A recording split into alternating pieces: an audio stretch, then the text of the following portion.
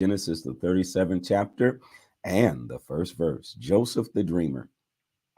Jacob stayed and lived in the land of Canaan. This is the same land where his father had lived. This is the story of Jacob's family. Joseph was a young man, 17 years old. His job was to take care of the sheep and the goats.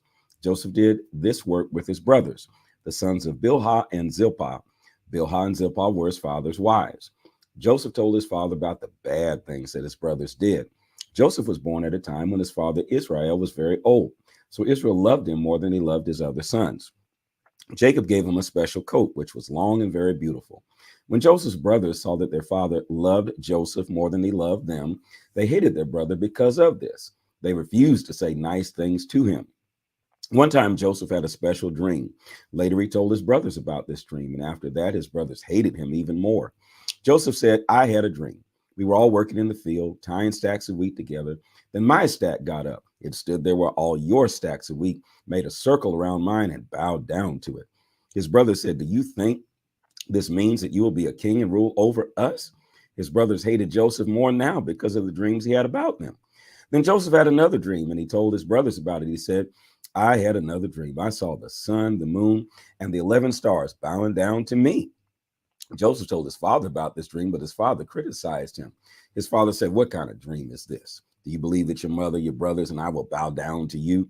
Joseph's brothers continued to be jealous of him, but his father thought about all these things and wondered what they can mean.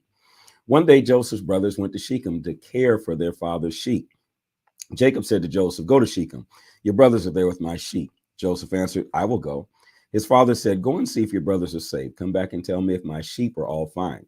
So Joseph's father sent him from the valley of Hebron to Shechem. At Shechem, Joseph got lost.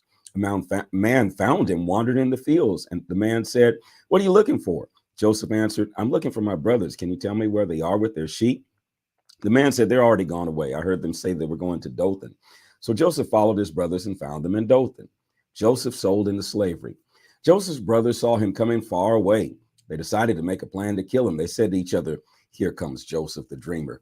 We should kill him now while we can. We could throw his body into one of the empty wells and tell our father that a wild animal killed him. Then we will show him that his dreams are useless. But Reuben wanted to save Joseph. He said, let's not kill him. We can put him into a well without hurting him. Reuben planned to save Joseph and send him back to his father. When Joseph came to his brothers, they attacked him and tore off his long and beautiful coat. Then they threw him into an empty well that was dry. While Joseph was in the well, the brothers sat down to eat. They looked up and saw a group of traders traveling from Gilead to Egypt. Their camels were carrying many different spices and riches. So Judah said to his brothers, what profit will we get if we will kill our brother and hide his death? We will profit more if we sell him to these traders. Then we will not be guilty of killing our own brother. The other brothers agreed. When the Midianite traders came by, the brothers took Joseph out of the well and sold him to the traders for 20 pieces of silver. The traders took him to Egypt. Reuben had been gone, but when he came back to the well, he saw that Joseph was not there. He tore his clothes to show that he was upset. Reuben went to the brothers and said, the boy is not in the well. What will I do? The brothers killed a goat and put the goat's blood on Joseph's beautiful coat. Then the brothers showed the coat to their father. And the brothers said, we found this coat. Is this Joseph's coat? Evil. His father saw the coat and knew that it was Joseph. He said, yes, that is his. Maybe some wild animal has killed him. My son Joseph has been eaten by a wild animal. Jacob was so sorry about his son that he tore his clothes. Then Jacob put on special clothes to show that he was sad. He continued to be sad about his son for a long time. All of Jacob's sons and daughters tried to comfort him, but Jacob was never comforted. He said, I will be sad about my son until the day I die. So Jacob continued to mourn his son Joseph. The Midianite traders later sold Joseph in Egypt. They sold him to Potiphar, an officer of the king of Egypt and the captain of his palace guards. All right, where's the button to move to the next chapter? Okay, more than one way to skin a cat. We'll just put this in here and go to Genesis chapter 38, Judah and Tamar. Now the arrows want to come up. That's fine, we got it done. About that time, Judah left his brothers and went to stay with a man named Hira from the town of Adullam. Judah met a Canaanite girl there and married her. The girl's father was named Shua. The Canaanite girl gave birth to a son and named him Later, she gave birth to another son and named him Onan. Then she had another son named Shelah. Judah lived in Kazib when his third son was born. Judah chose a woman named Tamar to be the wife of his first son but did many bad things. The Lord was not happy with him, so the Lord killed him. Then Judah said to Er's brother Onan, go and sleep with your dead brother's wife. Become like a husband to her.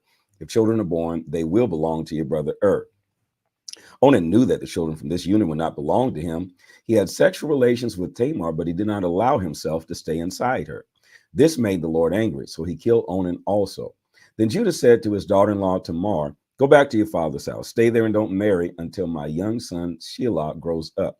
Judah was afraid that Shelah would also be killed like his brothers. So Tamar went back to her father's home. Later, Judah's wife, the daughter of Shua, died. After Judah's time of sadness, he went to Timnah with his friend Hira from Adullam. Judah went to Timnah to have the wool cut from his sheep. Tamar learned that Judah, her father-in-law, was going to Timnah to cut the wool from his sheep. Tamar always wore clothes that showed that she was a widow. So she put on some different clothes and covered her face with a veil. Then she sat down near the road going to Enaim, a town near Timnah. Tamar knew that Judah's younger son Shelah was now grown up, but Judah would not make plans for her to marry him. Judah traveled on that road and saw her, but he thought that she was a prostitute. Her face was covered with a veil like a prostitute. So he went to her and said, let me have sex with you. Judah did not know that she was Tamar, his daughter-in-law. She said, how much will you give me? Judah answered, I will give you a young goat from my flock. She answered, I agree to that, but first you must give me something to keep until you get me the goat. Judah asked, what do you want me to give you as proof that I will send you the goat? Tamar answered, give me your seal and its string and your walking stick. Judah gave these things to her. Then Judah and Tamar had sexual relations and she became pregnant.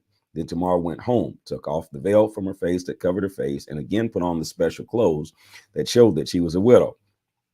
Later, Judah sent his friend Hira to Enaim to give the prostitute the goat he promised. Judah also told Hira to get the special seal and walking stick from her, but Hira could not find her. He asked some of the men of the town, and then, where's the prostitute? Was here by the road? The men answered, there's never been a prostitute here. So Judah's friend went back to Judah and said, I could not find the woman. The men who lived in that place said there was never a prostitute there. So Judah said, let her keep the things. I don't want people to laugh at us. I tried to give her the goat, but we cannot find her. That is enough. Tamar is pregnant. About 3 months later, someone told Judah, your daughter-in-law Tamar sinned like a prostitute. Now she's pregnant. Then Judah said, take her out and burn her. The men went to Tamar to kill her, but she sent a message to her father-in-law that said, the man who made me pregnant is the man who owns these things. Look at them.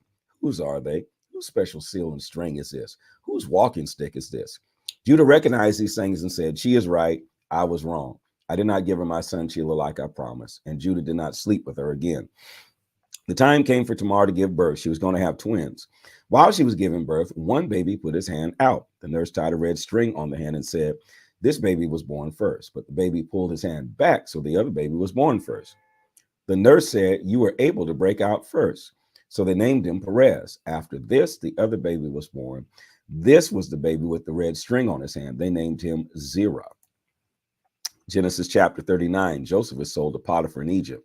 The traders who bought Joseph took him down to Egypt. They sold him to the captain of Pharaoh's guard, Potiphar. The Lord helped Joseph become a successful man. Joseph lived in the house of his master Potiphar, the Egyptian. Potiphar saw that the Lord was with Joseph and that the Lord helped Joseph to be successful. If they don't stop honking that horn this time of morning, he did. So Potiphar, tell you these neighbors here at this church. So Potiphar was very happy with Joseph. He allowed Joseph to work for him and to help him rule the house. Shut the horn down, Jesus. Joseph was the ruler over everything Potiphar owned. After Joseph was made the ruler over the house, the Lord blessed the house and everything that Potiphar owned. The Lord also blessed everything that grew in Potiphar's fields. The Lord did this because of Joseph. So Potiphar allowed Joseph to take responsibility for everything in the house. Potiphar didn't have to worry about anything except deciding what to eat. Joseph refuses Potiphar's wife. Joseph was a very handsome, good-looking man. After some time, the wife of Joseph's master began to pay special attention to him. One day she said to him, sleep with me. But Joseph refused. He said, my master trusts me with everything in his house. He's given me responsibility for everything here. My master has made me almost equal to him in his house. I cannot sleep with his wife. That is wrong. It's a sin against God. The woman talked with Joseph every day, but he refused to sleep with her. One day, Joseph went into the house to do his work. He was the only man in the house at the time. His master's wife grabbed his coat, here goes that coat again, and said to him, come to bed with me. But Joseph ran out the house so fast that he left his coat in her hand. Here we go with the coat. One ripped off, another left. The woman saw that Joseph had left his coat in her hand and had run out of the house. She called to the men outside and said, "Look, the Hebrew slave was brought here to make fun of us. He came in and tried to attack me, but I screamed. My scream scared him and he ran away, but he left his coat with me." Then she kept his coat until her husband, Joseph's master, came home. She told her husband the same story. She said, "The Hebrew slave you brought here tried to attack me, but when he came near me, I screamed. He ran, but left his coat." Joseph's master listened to what his wife said, and he became very angry. So Potiphar put Joseph into the prison where the king's enemies were held. That is where Joseph remained. Joseph in prison. The Lord was with Joseph and continued to show his kindness to him. So the commander of the prison guards began to like Joseph. The commander of the guards put Joseph in charge of all the prisoners. Joseph was their leader, but he still did the same work they did. The commander of the guards trusted Joseph with everything that was in the prison. This happened because the Lord was with Joseph. The Lord helped Joseph be successful in everything he did. Please place it in the comment section. This is the word of the Lord. Be sure to follow, like,